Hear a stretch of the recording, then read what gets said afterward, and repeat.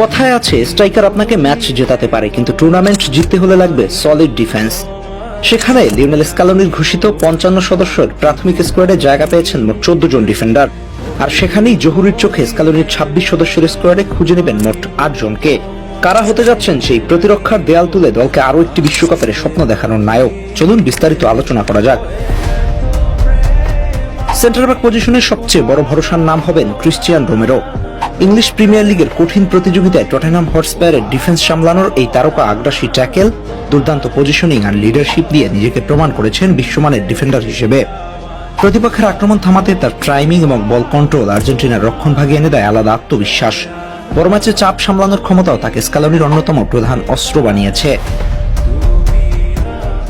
অন্যদিকে একই পজিশনে বড় ভরসার নাম লিসান্দ্রো মার্টিনেজ। ইনজুরির সঙ্গে দীর্ঘ লড়াই করেও যিনি হার মানেননি, বরং প্রত্যাবর্তনের গল্প লিখেছেন সাহস আর মানসিক শক্তি দিয়ে।